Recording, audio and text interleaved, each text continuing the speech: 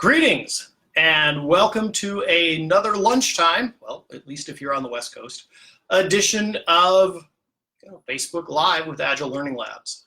So I'm on the road today. Greetings from the East Coast, where it's already 3 o'clock in the afternoon. So if you want to know what's happening 3 hours in the future, reach out to me. I can let you know because it's already 3 hours in the future here where I am today. Today's topic is looking at 4 roles that a Scrum Master plays, right? Scrum Master itself is a role, but I like to say that the Scrum Master in that role wears many hats, and 4 of them, 4 very important hats that a Scrum Master wears, are teacher, facilitator, mentor, and coach. So we're going to look at each one of those just a little bit to see, well, what are these different things that a Scrum Master does. So I'm going to start out with teacher. Scrum Master is the team's Scrum expert. Just like if we're doing software development on our team, we might have someone who is our team's Java expert, and someone else who's our JavaScript expert, and someone who's our testing expert, et cetera, et cetera. The Scrum Master is the team's Scrum expert, someone who spends significant time learning about Scrum and the related practices, Agile practices and such, so that they can then teach the members of the team, but also people around the team, managers, executives, other stakeholders, about Scrum. Now, that's the first level, right? Developing a deep understanding of what is Scrum. And in doing that, a Scrum Master certainly might take classes. They might go to a certified Scrum Master workshop, which is a nice entry-level, what is Scrum kind of a workshop. They might take the entry-level certified Scrum product owner workshop. They might go take a advanced Scrum Master workshop or even a professional level Scrum Master workshop. But hopefully they're also, doing a lot of, just constant reading. There's lots of books about Scrum these days and related practices. The interwebs are full of good things. You can check out the Agile Learning Labs resources part of our website. There's a section called Agile Links, full of good links. Hopefully they're going to, meetup groups and user groups and really kind of deepening their knowledge of Scrum and the related practices. So they can teach those things to the other people, but B, so they can help those other people see how those practices and how the Scrum framework can help everybody accomplish what we're really trying to accomplish. Because at the end of the day, we're not trying to do Scrum, right? That's not the purpose. That's not what any of us get up in the morning to do. Well, a few of us, but most of us are getting up, trying to build great products and create healthier, happier, more productive work environments, right? Those are the things that really matter.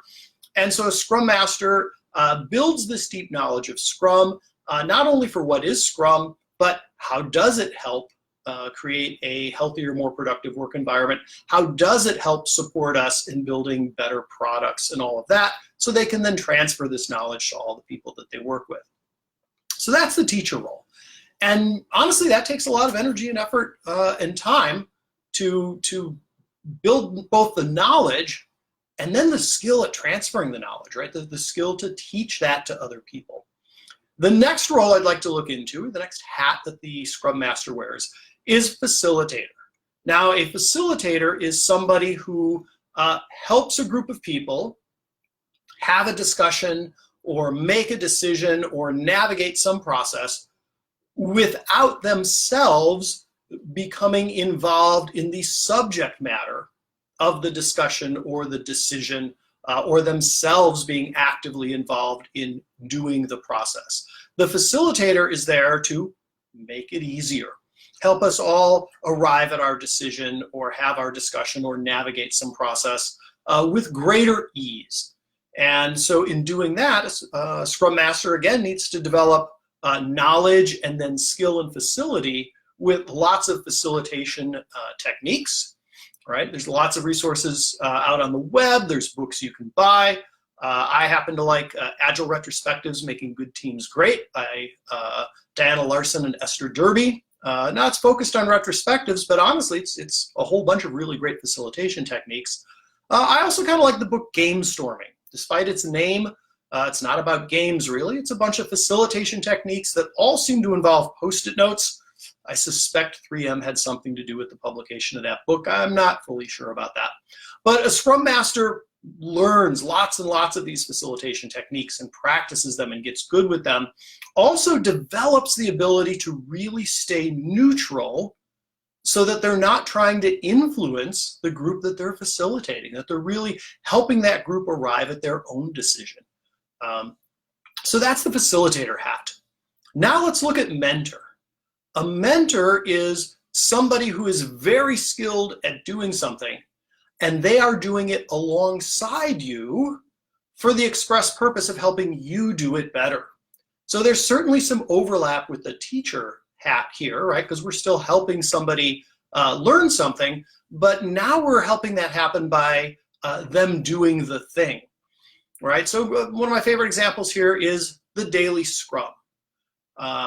So early on, right at the very beginning with a brand new Scrum team, the Scrum Master will be a teacher, and they'll teach everybody, oh, this is our daily Scrum, and perhaps we're going to run it by answering these 3 questions that are recommended in the Scrum Guide, right? What tasks did I complete yesterday? What tasks do I expect to do today?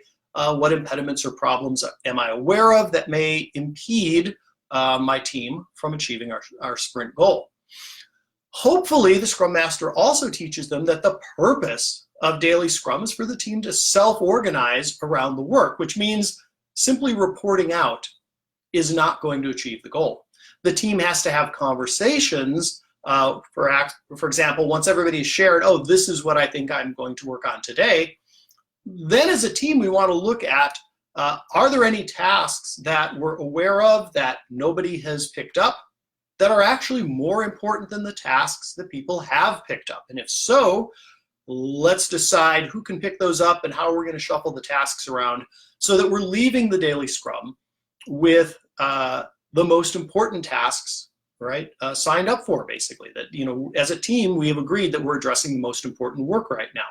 So initially, a Scrum Master will teach that to a team, and then early on, they may act as a mentor, participating in that daily Scrum and helping people see, oh, how do we have these conversations?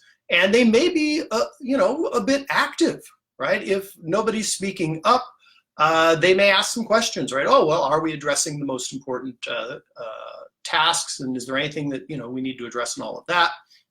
So they're doing it right alongside the team, helping the team get better at it. Eventually, they may step back, hopefully, and be more of a light touch facilitator, right? If the daily Scrum starts to go off the rails a little bit, they'll gently guide it back on track. And so mentor, doing the thing with the people, but doing it expressly for the purpose of helping those people do it better. And then finally, coach.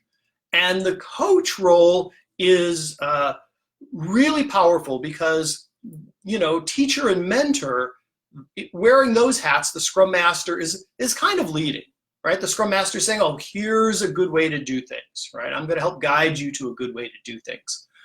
Once we put on our coach hat, we're actually handing over control to the people we're coaching, right? They now get to set, you know, what are the areas that they want to improve, and then we as a coach help reflect back to them what they're doing and help them discover ways to do it better and better and better.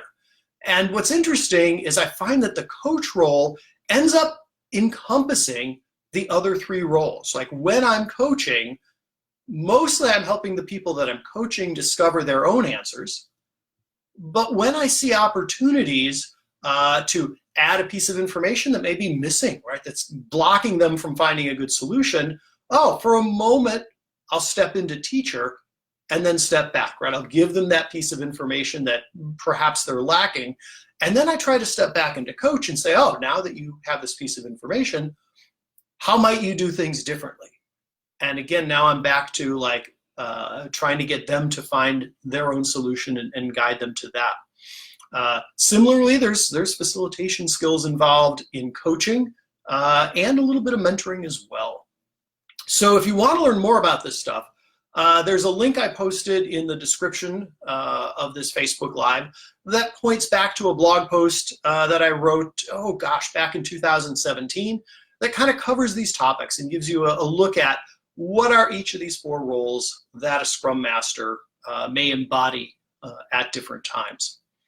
As always, if you're looking to take the next step in your journey as a Scrum Master, product owner, or team member, head on over to agilelearninglabs.com. We are happy to help you out with Certified Scrum Master Workshop or Certified Scrum Product Owner, or our fancy schmancy new Advanced Certified Scrum Product Owner Workshop. For that one, you need to already have your CSPO, because this is the next level, right? If CSPO is 101, a CSPO is 201.